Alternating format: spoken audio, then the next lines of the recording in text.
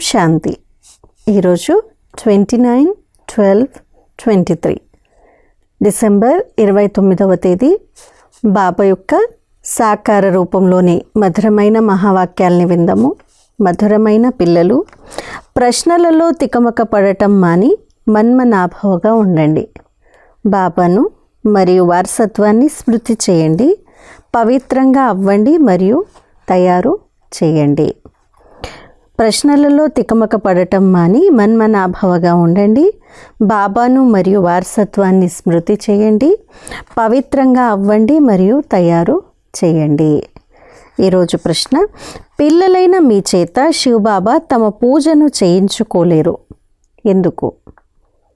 ఎందుకని బాబా పూజ చేయించుకోలేరు? జవాబు: నేను పిల్లలైన మీ అతి వినమ్రుడనైన సేవకుడిని. పిల్లలైన మీరు నా యజమానులు. నేను పిల్లలైన మీకు నమస్కరిస్తాను అని బాబా అంటారు. బాబా నిరహంకారి. పిల్లలు కూడా బాబా సమానంగా అవ్వాలి. నేను పిల్లలైన మీచే నా పూజను ఎలా చేయించుకోగలను? నా కాళ్ళు కడిగేందుకు అసలు నా కాళ్ళు కూడా లేవు. మీరు ఈశ్వరీయ సేవాదారులై విశ్వసేవను చేయాలి. పాట: నిర్బలులతో శక్తివంతుల యుద్ధము. నిర్బల్ సే లడాయి బల్వాన్ కే, ఈ కహానీ హై దియే ఔర్ తుఫాన్ కే. ఓం శాంతి. నిరాకార శివ భగవాన్ వాచ. శివబాబా నిరాకారుడు మరియు ఆత్మలేవైతే శివబాబా అని అంటాయో అవి కూడా నిజానికి నిరాకారమైనవే. వారు నిరాకార ప్రపంచంలో ఉండేవారు. ఇక్కడ పాత్రను అభినయించేందుకు సాకారులుగా అయ్యారు. మనందరికీ కాళ్ళున్నాయి. కృష్ణునికి కూడా కాళ్ళున్నాయి. కాళ్ళను పూజిస్తారు కూడా. పాదాల అభివందన చేస్తారు, పాదాలని కడుగుతారు, పూజిస్తారు. నేను వినమ్రుడనైన వాడిని. నాకు కడిగేందుకు లేక పూజించేందుకు అసలు కాళ్ళే లేవు. సన్యాసులు కాళ్ళు కడిగించుకుంటారు కదా. గృహస్థులు వెళ్ళి వారి కాళ్ళను కడుగుతారు. కాళ్ళైతే మనుషులవే. మీరు పూజించేందుకు శివబాబాకు అసలు కాళ్ళే లేవు. ఇవి పూజ కొరకు సామాగ్రులు. కాళ్ళు కడటము, నైవేద్యం పెట్టడము, లేదు భజన, పూజ, గాయనము, ఇవన్నీ పూజా సామాగ్రులు. నేను జ్ఞానసాగరుడను. నేను నా పిల్లలతో కాళ్ళను ఎలా కడిగించుకోగలను అని బాబా అంటారు. బాబా వందే మాత్రం అని అంటారు. మరి మాతలు ఏమనాలి? మాతలు లేచి నిల్చొని శివబాబా నమస్తే అని అనాలి. లేచి నిలబడి అందరిప్పుడు బాబాకు చెప్పాలి, శివబాబా నమస్తే అని. చెప్పారా మరి? సలాం మాలేకం అని అంటారు కదా, కానీ ముందు తండ్రియే నమస్కరించవలసి వస్తుంది. నేను అతి వినమ్రుడనైన బేహద్ సేవకుడిని అని బాబా అంటారు. తాను నిరాకారుడు మరియు ఎంత నిరహంకారి. ఇక్కడ పూజ విషయమే లేదు. అతి ప్రియమైన పిల్లలు ఎవరైతే ఆస్తికి వారసులుగా అవుతారో వారి చేత పూజింప చేసుకుంటారా? చాలా అల్లారు ముద్దు పిల్లలు ఉంటే వాళ్ళని తండ్రి ఎప్పుడు నన్ను పూజ చేయని అన్నారు. చాలా ప్రేమతో తండ్రి చూసుకుంటారు, కానీ పూజ చేయని పిల్లల్ని అన్నారు. చిన్నపిల్లలు తండ్రి కాళ్లకు నమస్కరిస్తారు, ఎందుకంటే తండ్రి పెద్దవారు. కానీ నిజానికి తండ్రి పిల్లలకు సేవకుడే. పిల్లలను మాయ ఎంతగానో విసిగిస్తుంది అని వారికి తెలుసు. ఇది చాలా కఠినమైన పాత్ర. చాలా అపారమైన దుఃఖాలు రానున్నాయి. ఇదంతా బేహద్ విషయము కావుననే బేహద్ తండ్రి వస్తారు. నేనొక్కడినే దాతను, ఇతరులెవ్వరిని దాతలు అని అనజాలరు అని బాబా చెప్తారు. అందరూ తండ్రిని కోరుకుంటూ ఉంటారు. సాధువులు కూడా ముక్తిని కోరుకుంటారు. భారతదేశంలోని గృహస్థులు భగవంతుడి నుండి జీవన్ముక్తిని కోరుకుంటారు. కావున దాత ఒక్కరే కదా. సర్వుల సద్గతి దాత ఒక్కరే అన్న గాయనం కూడా ఉంది. సాధువులు తాము స్వయమే సాధన చేస్తున్నప్పుడు మరితరులకు గతి సద్గతులను ఎలా ఇవ్వగలరు? ముక్తిధామము మరియు జీవన్ముక్తిధామము ఈ రెండింటికి యజమాని ఒక్క బాబాయే. తాను ఒకేసారి తన సమయానుసారంగా వస్తారు. మిగిలిన వారంతా జనన మరణాల్లోకి వస్తారు. ఎప్పుడైతే రావణ రాజ్యం అంతమవ్వవలసి ఉంటుందో అప్పుడు వారు ఒకేసారి వస్తారు. దానికి ముందు వారు రాజాలరు. డ్రామాలో పాత్రయ్యే లేదు. మీరు నా ద్వారా నన్ను ఇప్పుడే గుర్తించారు, అది మనుషులకు తెలియదు. వారు సర్వవ్యాపి అని అనేశారు భగవంతుణ్ణి. ఇప్పుడు ఇది రావణ రాజ్యము. భారతవాసులే రావణుణ్ణి తగలబెడుతూ ఉంటారు. కావున రావణ రాజ్యం భారతదేశంలో ఉందని నిరూపింపబడుతుంది. రామరాజ్యం కూడా భారతదేశంలోనే ఉంది. ఇప్పుడు ఇది ఏ విధంగా రావణ రాజ్యము, ఎలా రామరాజ్య స్థాపన చేశారో అర్థం చేయిస్తారు. ఈ విధంగా ఎవరు అర్థం చేయిస్తున్నారు? ఇది నిరాకార శివ భగవాను వాచ. ఆత్మను శివుడు అని అనజాలరు. ఆత్మలన్నీ శాలిగ్రామాలే. శివుడు అని ఒక్కరినే అంటారు. శాలిగ్రామాలు అయితే అనేకం ఉంటాయి. ఇది రుద్రజ్ఞాన యజ్ఞము. ఆ బ్రాహ్మణులు ఏ యజ్ఞాలనైతే రచిస్తారో అందులో పెద్ద శివలింగము మరియు చిన్న చిన్న శాలిగ్రామాలను తయారు చేసి పూజిస్తారు. దేవీలు మొదలైన వారి పూజ అయితే ప్రతి సంవత్సరం జరుగుతూ ఉంటుంది. ఇక్కడైతే రోజు మట్టితో తయారు చేస్తూ ఉంటారు మరియు పూజిస్తారు. రుద్రునిపై ఎంతో గౌరవం ఉంటుంది. శాలిగ్రామాలు ఎవరో వారికి తెలియదు. శివశక్తి సైన్యమైన మీరు పతితులను పావనంగా తయారు చేస్తారు. శివుని పూజ అయితే జరుగుతుంది. శాలిగ్రామాలు ఎక్కడికి వెళ్ళాలి? చాలామంది మనుషులు రుద్రయజ్ఞాన్ని రచించి శాలిగ్రామాలను పూజిస్తారు. శివబాబాతో పాటు పిల్లలు కూడా కష్టపడతారు. శివబాబాకు సహాయకులుగా ఉన్నారు. ఏం కష్టం పడ్డాం పిల్లలు? శివబాబాకు సహాయకులుగా అవ్వడము అది కూడా కష్టమే అని అంటున్నారు బాబా. వారిని ఈశ్వరీయ సేవాదారులు అని అంటారు. శివబాబాకు సహాయకులుగా అయిన వారిని ఈశ్వరీయ సేవాదారులు అని అంటారు. నిరాకారుడు కూడా తప్పకుండా ఏదో ఒక శరీరంలోకి వస్తారు కదా. స్వర్గంలో సేవ అవసరమే ఉండదు. వీరు నా సేవాదారులైన పిల్లలు అని శివబాబా అంటారు. నంబవారీగా అయితే ఉన్నారు కదా, అందరి పూజను చేయగలరు. ఈ యజ్ఞాలు కూడా భారతదేశంలోనే ఉంటాయి. ఈ రహస్యాన్ని బాబాయే అర్థం చేయిస్తారు. ఆ బ్రాహ్మణులకు లేక షావుకారులకు వీటిని గూర్చి తెలియదు. నిజానికి ఇది రుద్రజ్ఞాన యజ్ఞము. పిల్లలు పవిత్రంగా అయి భారతదేశాన్ని స్వర్గంగా తయారు చేస్తారు. ఇది పెద్ద హాస్పిటల్. ఇక్కడ యోగం ద్వారా సదా ఆరోగ్యవంతంగా అవుతారు. నన్ను స్మృతి చేయండి అని బాబా అంటారు. దేహ అహంకారం మొట్టమొదటి వికారము. అది యోగాన్ని తెంచేస్తుంది. దాంతో దేహాభిమానులుగా అవుతారు. బాబాను మర్చిపోతారు. అప్పుడే మళ్ళీ ఇతర వికారాలు వచ్చేస్తాయి. ఈ యోగాన్ని నిరంతరం జోడించటం చాలా కష్టము. మనుష్యులు కృష్ణుని భగవంతునిగా భావించి అతన్ని పూజిస్తారు. కానీ కృష్ణుని కాళ్లను పూజించేందుకు తను పతిత పావనుడు కాదు. శివుడికి పాదాలు లేవు. తాను వచ్చి మాతలకు సేవకునిగా అవుతారు. తండ్రిని మరియు స్వర్గాన్ని స్మృతి చేసినట్లయితే మీరు 21 జన్మలు రాజ్యం చేస్తారు అని చెప్తారు. 21 తరాలు మహిమ చేయబడ్డాయి. ఇవి ఇతర ధర్మాలలో మహిమ చేయబడవు కదా. 21 తరాలకి ఉద్ధరణ జరుగుతుందని. ఏ ధర్మం వారికి 21 జన్మల స్వర్గ రాజ్యాధికారం లభించజాలదు. ఇది కూడా డ్రామాగా రచింపబడి ఉంది. దేవతా ధర్మం వారెవరైతే ఇతర ధర్మాలలో కలిసిపోయారో వారు మళ్ళీ తిరిగి వస్తారు. స్వర్గ సుఖాలైతే అపారంగా ఉన్నాయి. కొత్త ప్రపంచము, కొత్త ఇంట్లో మంచి సుఖాలు ఉంటాయి. కాస్త పాత ఇల్లుగా అయినట్లయితే ఎంతో కొంత మరకలు అంటుకుంటాయి. మళ్ళీ రిపేర్లు చేయవలసి ఉంటుంది. కావున ఏ విధంగా బాబా మహిమ అపారమైందో అలా స్వర్గ మహిమ కూడా అపారమైంది.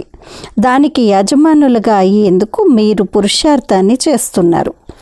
ఇంకెవ్వరూ స్వర్గాధిపతులుగా చేయలేరు. వినాశ దృశ్యం చాలా బాధాకరమైనదని పిల్లలైన మీకు తెలుసు. దానికన్నా ముందే ఏం చేయాలి? బాబా నుండి వారసత్వాన్ని తీసుకోవాలి. ఇప్పుడు మీరు నా వారిగా అవ్వండి, అనగా ఈశ్వరీయ ఒడిని తీసుకోండి అని బాబా అంటారు.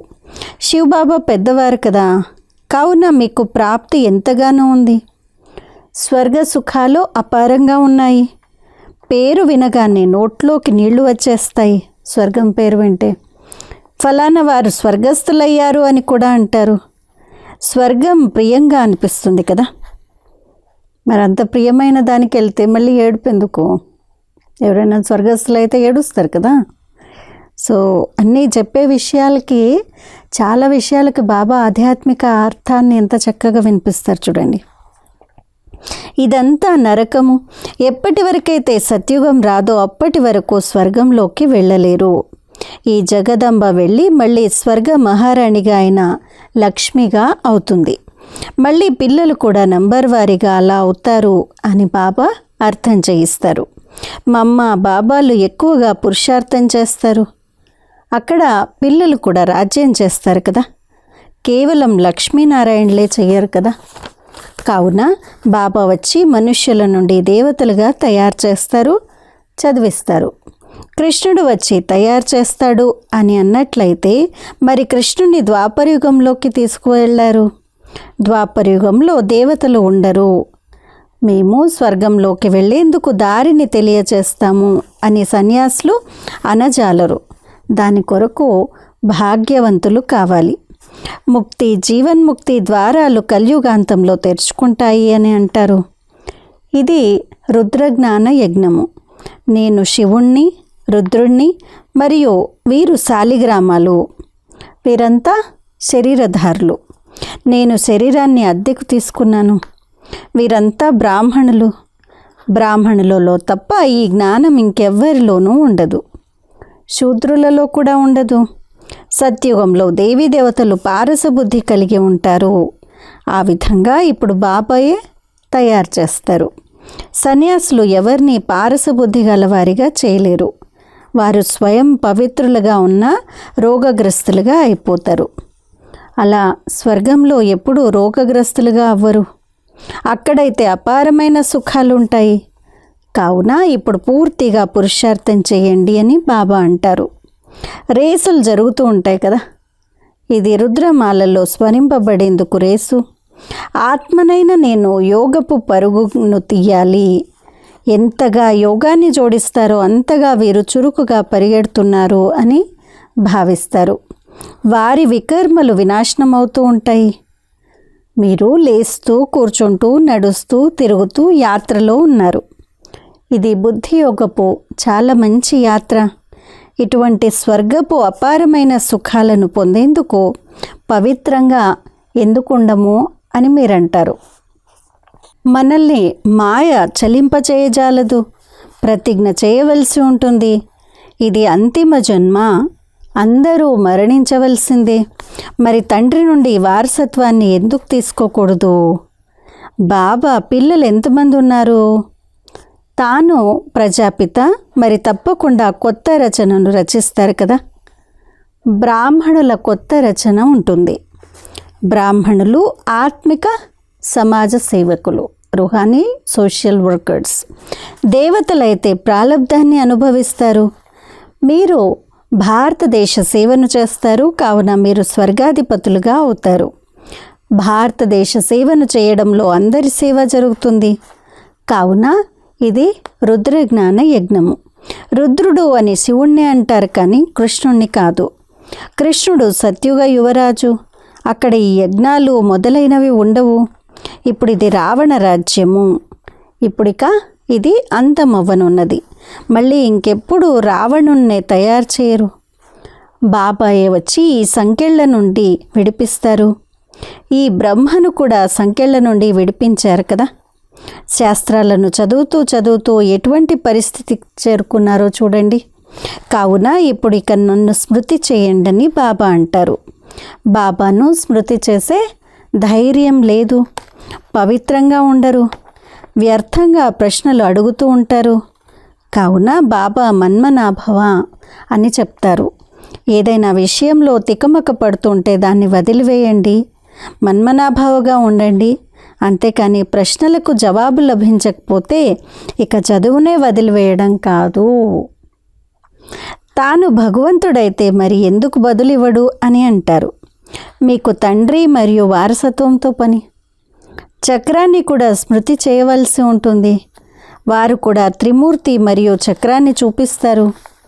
సత్యమేవ జయతే అని వ్రాస్తారు, కానీ దాని అర్థాన్ని అర్థం చేసుకోరు. శివబాబాను స్మృతి చేసినట్లయితే సూక్ష్మవతనవాసులైన బ్రహ్మ, విష్ణు, శంకర్లు కూడా గుర్తుకు వస్తారు. మరియు స్వదర్శన చక్రాన్ని స్మృతి చేయడం ద్వారా విజయవంతులుగా అయిపోతారు అని మీరు అర్థం చేయించవచ్చు. జయతే అనగా మాయపై విజయాన్ని పొందుతారు. ఇది ఎంతగా అర్థం చేసుకోవాల్సిన విషయము. ఇక్కడ నియమాలున్నాయి. హంసల సభలో కొంగలు కూర్చోజాలవు. బీకేలు ఎవరైతే స్వర్గ దేవతలుగా తయారు చేస్తారో వారిపై ఎంతో బాధ్యత ఉంది. మొదట ఎవరైనా వచ్చినప్పుడు వారిని ఆత్మిక తండ్రిని గూర్చి మీకు తెలుసా అని అడగండి. ఎవరైతే ప్రశ్నలను అడుగుతారో వారికి తప్పకుండా తెలిసే ఉంటుంది.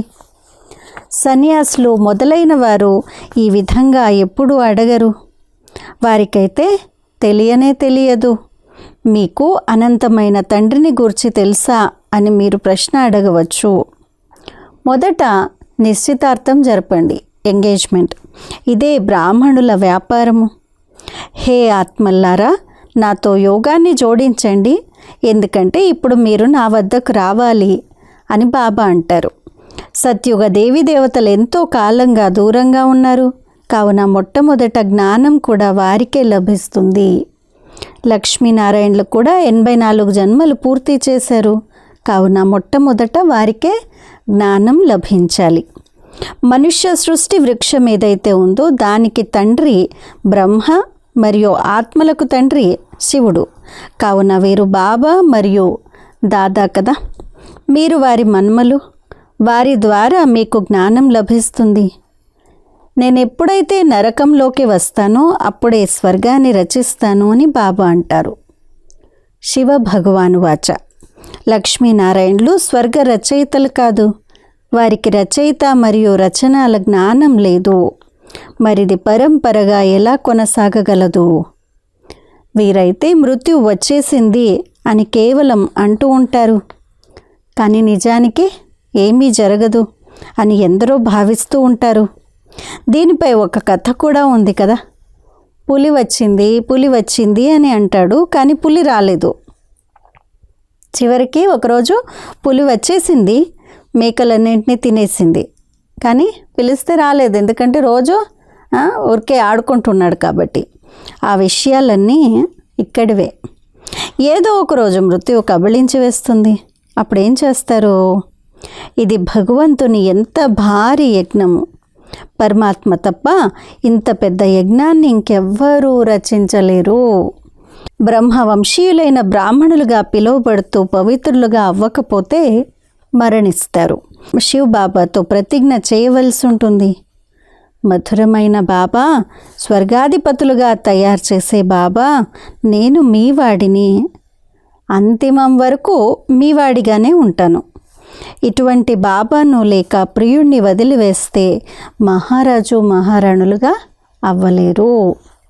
అచ్చా, मीठे मीठे सिक्किलदे बच्चों प्रति माता पिता बाप दादा का याद प्यार और गुड मॉर्निंग. रूहानी बाप की रूहानी बच्चों को नमस्ते. हम रूहानी बच्चों की रूहानी माता पिता बाप दादा को याद प्यार, गुड मॉर्निंग और నమస్తే. ధారణ కొరకు ముఖ్య సారము. మొదటి పాయింట్, సత్యమైన ఈశ్వరీయ సేవాదారులుగా అయి భారతదేశాన్ని స్వర్గంగా తయారు చేయడంలో బాబాకు పవిత్రత సహాయాన్ని చేయాలి.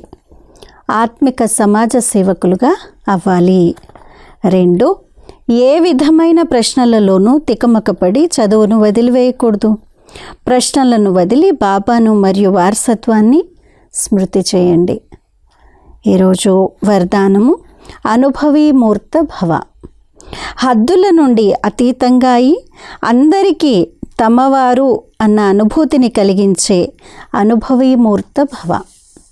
హద్దుల నుండి అతీతంగా అయి అందరికీ తమవారు అన్న అనుభూతిని కలిగించే అనుభవీమూర్త భవ. ఏ విధంగా ప్రతి ఒక్కరి మనస్సు నుండి వీరు మా బాబా అని వెలువడుతుందో అలాగే అందరి మనస్సు నుండి వీరు మావారు, బేహద్ అన్నయ్య లేక అక్కయ్య, దీది లేక దాది అని వెలువడాలి. మీరెక్కడ ఉన్నా కానీ బేహద్ సేవకు నిమిత్తులు. హద్దుల నుండి అతీతంగా అయి బేహద్ భావనను, బేహద్ శ్రేష్ఠ కామనను ఉంచడమే బాబాను అనుసరించటము. ఇప్పుడు దీనిని ప్రత్యక్షంగా అనుభవం చేసుకోండి మరియు చేయించండి. ఏ విధంగా అనుభవజ్ఞులైన వృద్ధులను తాతగారు, బాబాయ్ గారు అని అంటారో అలా బేహద్ అనుభవజ్ఞులుగా అనగా అందరికీ వీరు మావారు అని అనుభవం అవ్వాలి. స్లోగన్: అతీతమైన స్థితి ద్వారా ఎగిరే కళలో ఎగురుతూ ఉన్నట్లయితే కర్మరూపి కొమ్మల బంధనంలో చిక్కుకుపోరు. అతీతమైన స్థితి ద్వారా ఎగిరే కళలో ఎగురుతూ ఉన్నట్లయితే కర్మరూపి కొమ్మల బంధనలో చిక్కుకుపోరు. అచ్చా, ఈరోజు అవ్యక్త ఇషారా 29వ పాయింట్. सर्विस करना यह भी अपने को संपूर्ण बनाने का मीठा బంధన్ है. సర్వీస్ చేయడము ఇది కూడా స్వయాన్ని సంపూర్ణంగా తయారు చేసుకునే మధురమైన బంధనము. స్వయాన్ని సంపూర్ణంగా చేసుకునే బంధనం ఏంటి? సర్వీస్ చేయడము. इस बंधन में जितना अपने को बांध लेंगे उतना और सर्व बंधनों से मुक्त होते जाएंगे.